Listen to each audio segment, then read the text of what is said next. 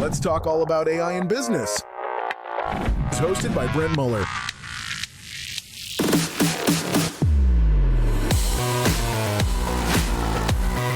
Welcome to the Future Proof Podcast.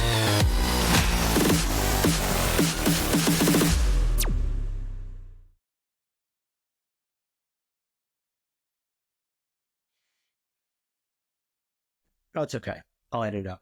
Hi, and welcome to the next episode of the Future Proof Podcast. I'm your host, Brent Muller. I'm here today with the CEO of Mom's House, Phillip Vincent. Phillip, glad to have you today. Thank you for having me on your show today. Yeah. So for everybody out there, Phillip, just tell us a little bit about yourself. Just kind of give a little bit of background, and then we'll kind of jump in. Yeah, I started this business as a real estate developer, and to grow from that into what I do today, it's completely different. And so I didn't really like the timelines of real estate development. I didn't like dealing with the municipalities, but I really liked working with people. And so back in 2011, we were a company that was buying over 100 houses a year in our local market. And we were doing that direct response marketing, pay-per-click, direct mail, bandit, anything that you could do to market yourself to buy houses, we did it.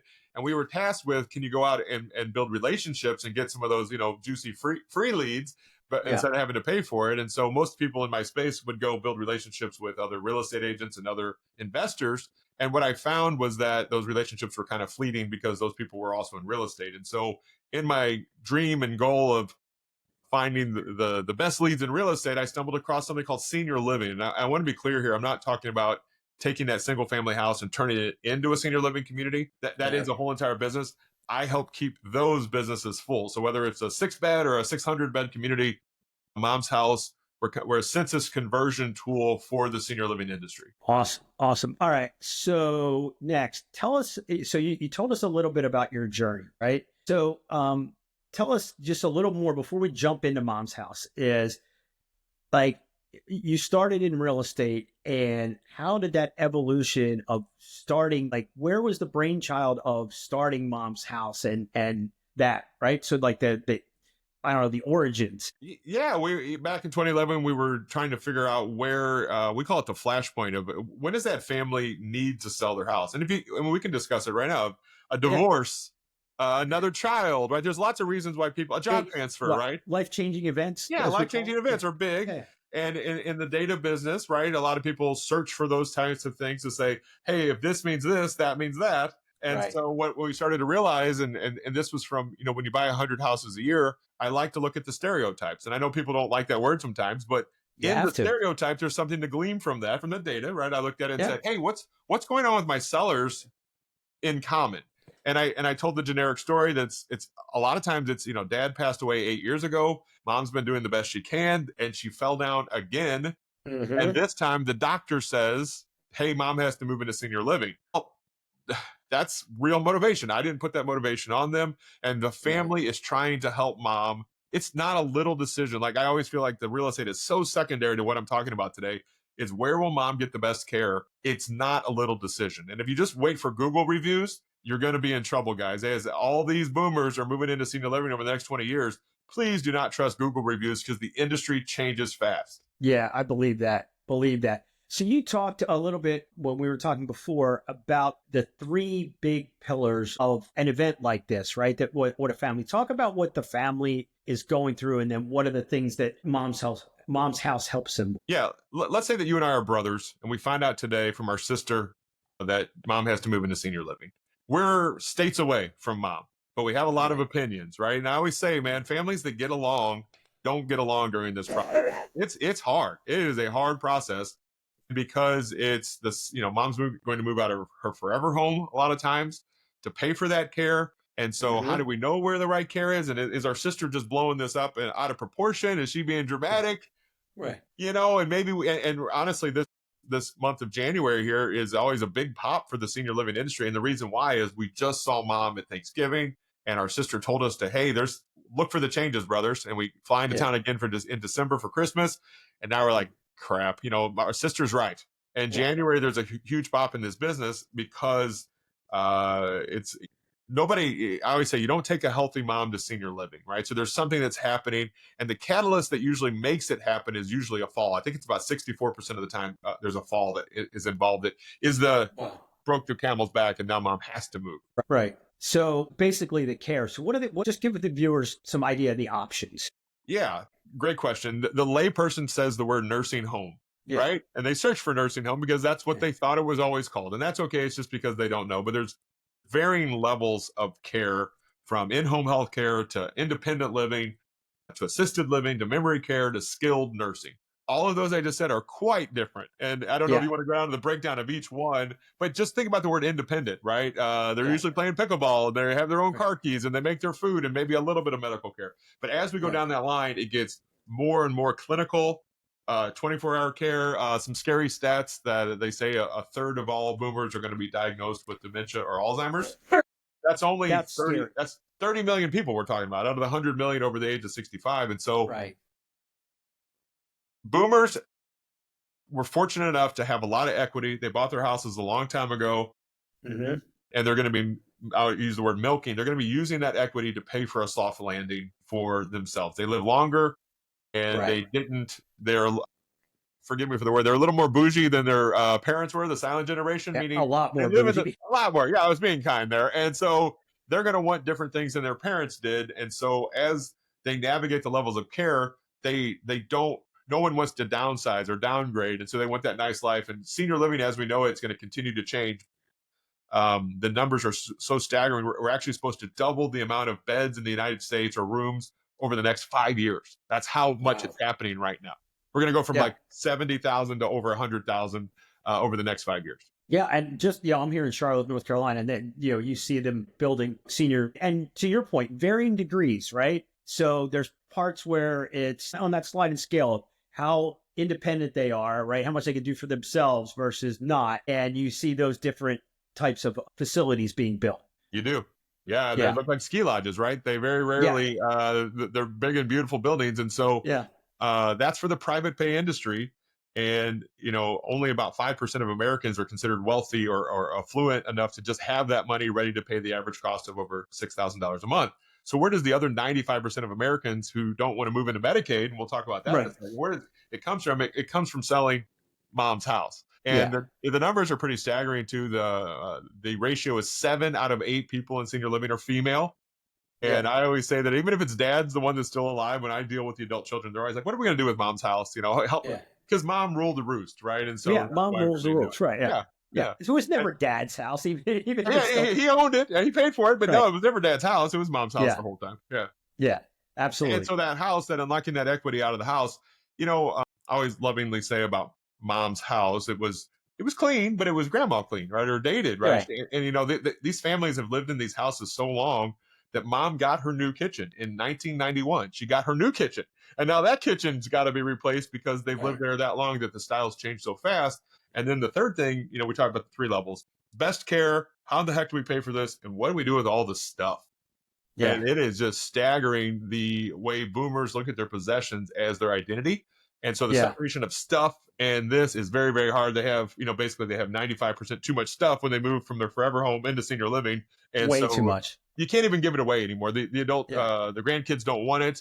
There's a Yeah. lot of resentment. And just like Yeah. I said, families don't get along during this because there's like, no good for nothing, Yeah. granddaughter. Yeah. But it's Well, it's so funny, right, Philip? So we're going through this, right, on my with my in-laws right now, and it's the same conversation, right? So my father-in-law is who's left, right? My mother-in-law passed about 5 years ago, and my wife and her 2 brothers are going through this, right? And my father-in-law, right, just to bring it home, is that who wants what out of the house, right? So I start talking about that, and you're right. It's, not much. So talk to me. So you, right before we came on, you were talking about the average estate, because even our family, this is what you gave me a great nugget. That's what they're saying. They're like, oh, we'll just put it up for estate sale. Talk to me about the estate sale. Yeah, and estate sales are a great way to sell your stuff if you have the time to put into it. But the numbers, and I'm just going to give you St. Louis's numbers, but I would bet it's close across the country. Close across the It's gotta country, be. right? The average estate sale generates between $3,000 and $5,000 in revenue. So that's what the sale is going to bring in. Mhm. $5,000. Yeah, everyone thinks it's going to be 10, 20, 30 Or grand. 100, right? They think Yeah, the old Beanie Baby collection is going to support mom in senior living. It's not. So 3 to 5 grand is what we make. The cost to put that sale on is between 3 and 5 grand.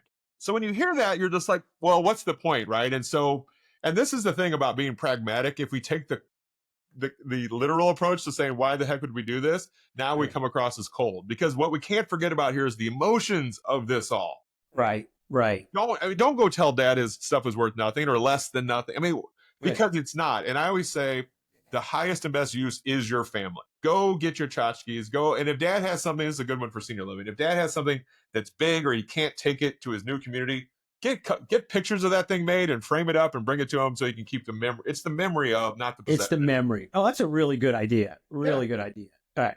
All right. So let's switch gears a little bit and talk to me about what you're seeing in the industry. Because like you said, this is one of the fastest changing and fastest growing industries out there, right? Yeah. So what do you see? So what I see is we have 2 million real estate agents. 1 million of them did no transactions last year. So to me, that's not even a hobby. That's something you paid for so you can tell your friends you're a real estate agent. Right. That's silly. Right. So if a million real estate agents quit today, we wouldn't even miss a beat, because there's only about 400,000 listings at any given time. And so what I've been shocked by is this business called the referral and placement business that Mom's House, that we teach. It's helping your father-in-law. This is a good example, and I'll just use you as the example. Yeah, no, yeah. You would meet with a referral and placement agent for free, and then they would say, hey, here's all your options. And I assume, does father-in-law live in North Carolina with you? No, yeah, up in Pennsylvania. So, okay, great. Even better, right? So you guys are states away. So we'd find a local senior living, senior transition specialist there to come meet with dad for free. And then they're basically like a buyer's agent for senior living. It doesn't cost you any money. Why? Because the community happily pays 1 month's rent to have dad move in there. They're basically a free agent sales team for all of senior living. It's like being a buyer's agent for senior living. Wow. And here's the stat. There's less than 1,500 people, including all the franchises and the independents, 1,500 in the nation doing this. 2 million real estate agents and 7 million investors, and less than 1,500. When you find out that 90% of the time they're going to need to sell dad's house in your case, or mom's house, well, this is a new revenue source. It's a complementary business to your real estate business that's dying, especially if you've only focused on being a buyer's agent the past year, and then the law came through. So the world is changing. You talked about, the silver tsunami, it's here. And for the next 2 decades, this is where the cheese is headed. We started this conversation about, why does someone sell, a divorce, a baby, a job transfer? Well, guys, when mom needs to move into senior living, it's the flashpoint, and it's way before death. Probate's a small niche of real estate. This is way bigger than that, because our own government says that 7 out of 10 Americans over 65 will live in long-term care before they pass. So 70 million people over the next 20 years. Wow. That's it's a big wow. Yeah. Believable. Yeah. Yeah. So talk to me a little bit about where you see, so that's on the agent side. Where's the industry in general going, right? There's all kinds of models out there. Your model is basically, hey, we're going to help you in all 3 phases, right? But like we were talking about before, in each of those 3, there's players, right? And then there's aggregators. So how do you see it today? And then how do you see it a year, 2 years from now with that big influx? Because if people hear those numbers, the money starts going to solve those problems. Yeah, around services, right? The services industry for those people. I think the way we help seniors in the future will be different than it is today. There's something called equity agreements that are starting to get more and more attention. And explain those. Yeah, it's basically, let's say your dad's house is worth $500,000, and he doesn't have a job, so he can't really get a home equity line, or he can't refi the mortgage, and maybe a reverse mortgage, but there's a lot of cost to that too. Equity agreements is a new thing. And they'll write dad a check for, let's just say, 20% of his house for $100,000. They'll just write dad that check. And now they own 20% of dad's house. And why I think it's going to work so well, and why it's going to have a tragic ending, is because there's no payment back. Well, we all know about the free lunches, right? There's no such thing as a free lunch. And so what do you mean there's no payment back? And once they get the claw in of that first 20%, and dad got to go on that trip to Italy, and he got to buy that new Escalade, and he got to pay for his granddaughter's wedding. What did he do? Well, hey, that was nice. Can I do it again? And can I do it again? And each time they have a first right of refusal. And the point I'm getting to here is that boomers have $30 trillion, that's with a T, in equity sitting in their houses. They're going to tap that equity as they live longer, and as they need care, they're going to be tapping that equity in new ways. And so I want to be explicit here. If you think Medicaid is going to pay for your long-term care, you have another thing coming, guys. Medicaid is like saying food stamps, right? Yes, it Right. exists and it should be there, but you don't want to be on food stamps and you don't want to be on Medicaid. And our country will never build enough Medicaid beds for the demand. And so right Right. now, to answer your question, long-winded, forgive me, I got a lot. No, you're good. This Uh, is really they want to keep people in their houses as long as possible. What's good about that is so does the humans, right? The people want to live in their houses as long as possible too. right. But the thing about care is, if I need explicit care, the reason why the big box models work is because you can't have one doctor in everybody's house, right? It doesn't Right. work that way. And so things like AI, virtual doctors are going to help us a lot, but the government's going to want to incentivize keeping seniors in their houses as long as possible. And then when they can't, then they move into senior living. And so a good example is like right now, there's billboards in St. Louis that say, get paid to take care of your loved one.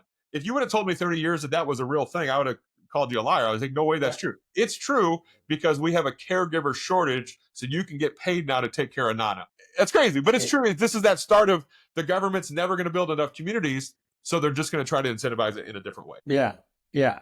And how does that work? So the government basically is paying the relatives to take care? Yes, sir. Because that's cheaper than 24-hour care in the Medicaid beds that they'll never have enough of. And that's true. That's true. And let's be explicit again, guys. Those big box communities that look like ski lodges, that's the private pay industry. That's where you want to be. But we're talking about Medicaid, which is so you're talking about the extreme spectrums, right? Yeah. Oh, yes.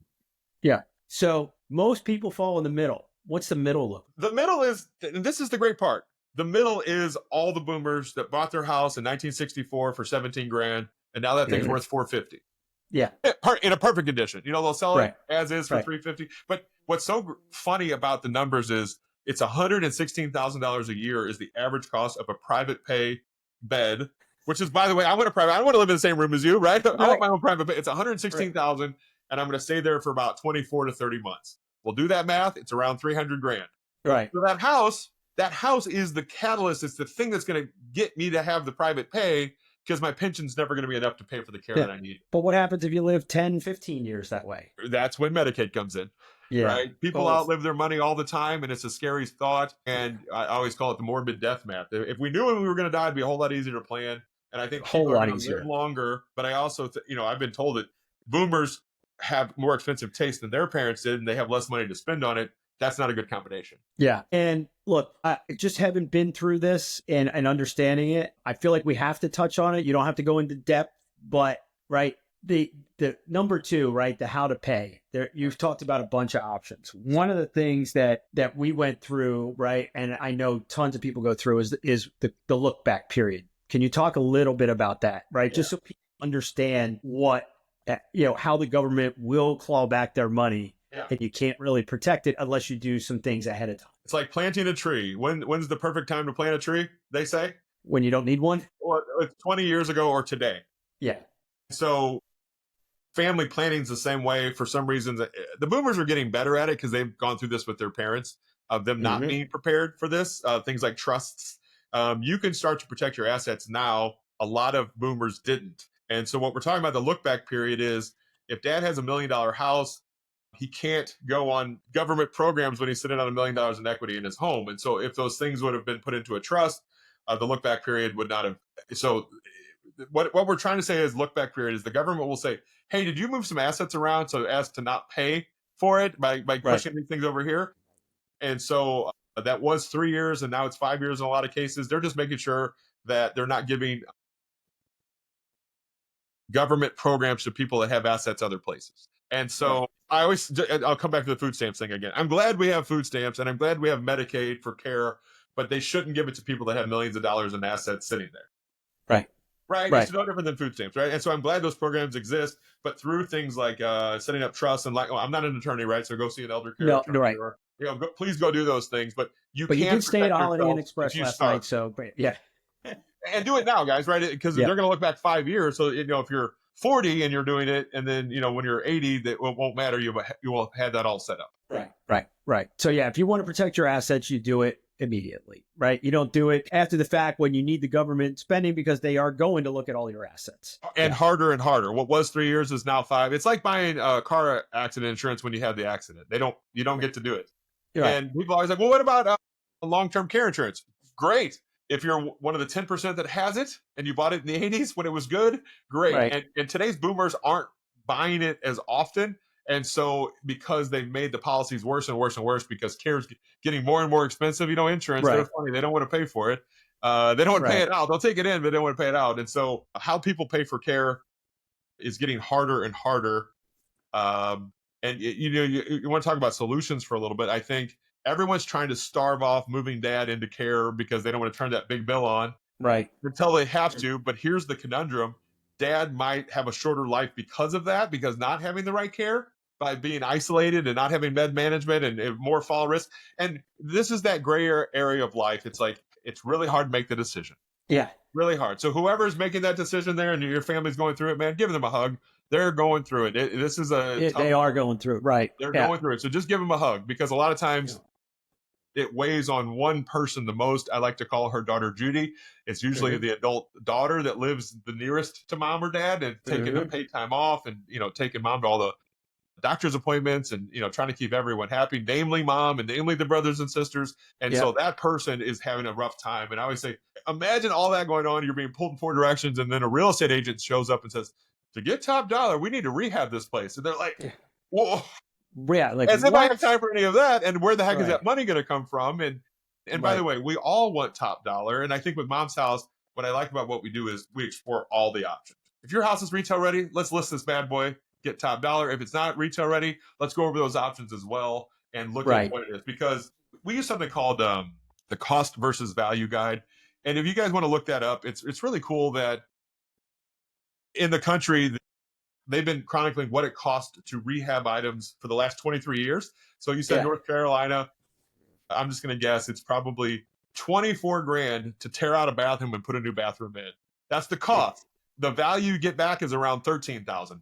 So you're like, oh, hold on, that's not good math. And so, Mom's House, it's upside down math. Yeah. Well, and you put a deck on for 15 grand and now you got 8 grand back. Well, it's like, well, hold on. Why would I do any of this work if I'm going to get less back? And that's that conversation that we have with all the families. Yeah, no, that's phenomenal. And we'll put some of the links below the podcast, so you can take advantage of Philip's team's resources. So Philip, talk to me now about the future, right? So we talked a little bit of where you think the industry is, some of the insights. Talk to me about, how AI, data, automation, anything else cutting edge that you think is going to impact the industry in some way, shape, or form. Definitely. Caregiver shortage has, there's some solutions that are out there, namely importing to people from other countries. We fought that vehemently and probably will continue to. Yeah. Actually, the biggest workforce that we have is, crazily enough, the boomers themselves. There's a lot of 64-year-old people out there that would love to take care of 84-year-old people. And maybe they've retired from their first career and now they want a second act out there. And so maybe they can't work 12-hour days, but maybe they're going to work 4 to 8 hour or 4 to 6 hour days. Right. And so boomers themselves is actually one of the biggest people that could give care to other seniors. But how they do that's going to change. I think co-housing, the Golden Girl scenario, is going to get bigger and bigger in our country. In fact, I know it is. It's kind of already doing that from a familia. People are living with their parents longer. And more European that way. And the problem is that there's a lot of questions that we don't know the answers to yet. And if you and I say this, if you guys know my personality, I like absurdity. So here's the 2 things I've learned about senior living in my 14 years in senior living: don't get old, and if you do, be rich. That's what I've learned in 14 years in senior living. And so, and I don't mean that because it ain't easy, right? Keep your mobility, guys. Your mobility is everything. That fall is the thing that's going to be a springboard to bad things. So look out for trip hazards and try to work on having assets to pay for care. I look at money always as freedom bullets. I don't know if you look at them that way too. All money is freedom bullets. And the more freedom bullets I have, the better care I can have for my family and myself. And I think a lot of people are going to be caught with their pants down, and it's not good for the country. The word tsunami, by the way, takes out everything in its path. That's not a good thing. And there's a silver tsunami coming. We've already established they have bougie taste and have had money and have had a great life. They're going to want to stay landing. And you said the word future. And so let me forecast the next 2 elections. 2028, 2032, the boomers are going to get older and older, and they all vote.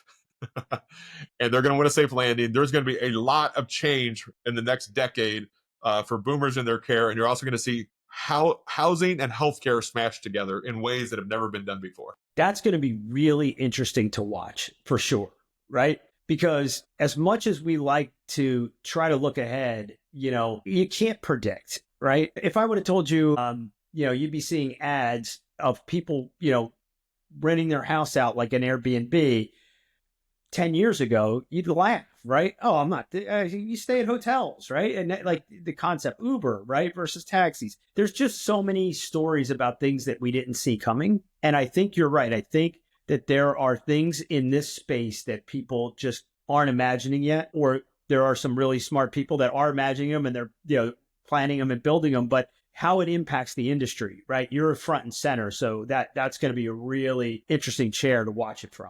You said, what's going to change with AI? These robots that can take care of people, well, that fixes a lot of things. I can buy a $30,000 robot and it helps and the term is transfers in the business. And basically what I mean by that is if dad needs help getting out of his chair to take a shower or put his clothes on, if those robots can help with those things, that's basically the brunt of making sure that they've taken their medication the right way and being fed and clothing. That is what the healthcare professionals do. And so, like you said, these robots and the technology are going to maybe actually be able to fix this problem. So that's going to be really interesting. Or at least help offset some of it, right? Yeah. Well, and a good example is if you are a 100-pound nurse and you have to pick me up, I'm a big guy. There's a lot of nurses with bad backs. And so if you could have that assist person there and not be a robot, that's great. Yeah. And because the strength of the robot would help lift somebody back up if they fall versus, absolutely. Right. I didn't even think of that. They're using like Hoyer lifts today. Like there's these, antiquated ways. So, but the technology going forward should be really interesting. Yeah. And again, innovation is going to have to help. Like to your problem, the math doesn't add up to be able to solve it without innovation. And we talk about, one of the things that came out of COVID was how much loneliness kills people as well. And so it's crazy to think that maybe my parents will have a AI robot friendship with someone there and not starve on loneliness. I mean, these are real things that are going to happen. And we're going to see those probably in the not too distant future here. Yeah. Well, and it's so funny because, in that particular case, right, that's the glass half full, as we talked about before, is those AI robots or just the AI in general, right? Even if it's just through something like an Alexa, you'll be able to have trainable ones that are more like family. We could have the family members trained, so it would be like having family there. So there are some innovations I could see happening in a very way to offset the loneliness, and because that is a real thing that most people do not think about. I'll give you one. It's not graphic necessarily, but it's a human story, and it's got a positive approach to it. The new technology in adult diapers, RF technology to know if they're wet or not. So imagine, if I get woken up too many times, I'm pretty cantankerous in the morning. And in senior living, sometimes they have to wake people up every couple hours to check to see if there's wetness or not. Right. With the RF technology, they don't have to do that at all. The sensor will go off and then they'll know. So what it's doing is it's giving seniors back their night of sleep, which, guys, I mean, you're much, much happier if I'm not getting woken up every 2 hours in a clinical setting. And so that's one little thing. And I'm just like, boy, when I heard that, it's like, it's so obvious. And it's great what technology is doing in cases like that. Yeah, absolutely. Absolutely. So before into my final two questions, right, which we talked a little bit about, tell me what we should any other stories that you have that you're like, what, we didn't cover this, because this is such a compelling industry, and I think you're going to see a lot of people, because everybody's going to experience this. Like if you don't, it's gonna, right, to your point, that the math, 100 million boomers, 70 million are going to need help at least, right? 30 million are going to need facilities, right? Like the math is just, we're all going to experience this someday. Yeah. And, I'm in my mid 40s, and every one of my peers, there's somebody in their family that's going through this right now. Yeah. Right. If you're over the age of 40, almost somebody in your family is going through this right now. And if you have gone through this, like I said, I want to give you a virtual hug. This is not easy. What have I not brought up? I think it's that I talked to too many families that said, I wish I would have known about you guys before I went through this. Yeah. And so awareness of being on awesome podcasts like yours is that I want to let the world know there's free resources out there to help your family make better decisions. Heck yeah. And I will tell you, I have talked to many families in this situation, right? In varying degrees of independence, as we talked about that scale, right? And they all say that exact thing. I wish I would have known that it took me so long to find good resources, right? So again, we're going to drive people back to you, Phillip, because yeah, honestly, the coolest thing is you guys, you know how to help people and you know who the right resources to point them to. And I'll give you a scary stat. I had someone brag to me that their turnover rate of their staff was only 80% per year. And I go, why are you bragging about that? They said, well, the industry average is 120% per year. So when you drop your mom off in January 1st, the likelihood of that person taking care of your mom later that year is less than zero. They're going to turn Less over than zero. Less than zero. They're going to turn over that whole entire staff in that year. And there's a saying about those big ski lodge looking communities is that the chandelier doesn't answer your mother's call button. Yeah. So keep that in mind. I don't care that it's 12 grand a month and it looks like a ski lodge. You're putting your mother there for care. And so why you want local help is to trust Google reviews with something that changes it's fluid. It changes a lot. So you want to get, where's the right community now? And it's usually based on who's running the community, good or bad. It goes both good ways. or bad. Yeah. Right. Yeah. Wow. All right. So this is so informative. I think, Phil, we're going to have to do a follow-up later in the year for sure. Okay. So tell me, right, I talked to you a little bit about, tell me a good AI story, like something you've done with AI in the last 3-6 months that you're like, hey, this is really interesting. I use AI every single day in my life. I have conversations with it every single day, from menial tasks like making this headline better and create this new logo, which it's awesome at all those things. What I was shocked at was what we're talking about business models. And without going into all the details of it, I'm exploring new business models. And I told it a little bit, and then it gave it back to me in a way that was way better than I've ever thought about it. And it said to me that this model doesn't exist yet, and it sounds like you're onto something. And for it to compliment me, which felt like very rare. I'm impressed by it every day, but it's very rarely that it's impressed by me. And it just said, this is kind of like the best of this world, and the best of this world, and the best of this world all pushed together. Yeah. And I think somebody told me this before, and I'm a firm believer in this. We're all scared to death of all the jobs going away. Well, 120 years ago, 98% of people were farmers. Yeah. We figured it out as a society, right? We'll figure it out. We'll figure it out. And so the things are changing. So I look at it from the glass half full again. This is the optimist side of me.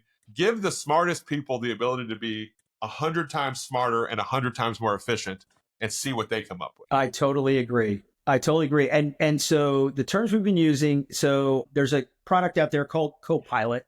And if you read the story of how that came about, it was in a lab, but basically they put AI as assistants with them and they became their co-pilots. And Alexander, who I interviewed a couple weeks ago, he said, you need to think of these AI as a digital co-pilot. Or a digital co-worker. They're not there they're there to do what you just said, is to take smart people and make them 100 times more productive, right? Free them up to do the really cool things that they want to do, but they have to, the menial stuff gets in their way. And the menial stuff already, there's drainers and drivers, and I've always been drained by the menial tasks. So I'm looking forward to that world. Yeah. Yeah. And so the last question I will ask you, that I ask every founder, right, is if you look ahead, right, every founder, CEO wants to grow, right? And so if you could pull one lever, wave a magic wand and fix one thing to help you hit your 12-month target, what would that thing? What's in the way, or what's the hurdle that you'd love to get over and solve? The $300 billion senior living industry is like a car dealership that doesn't buy the trade-in.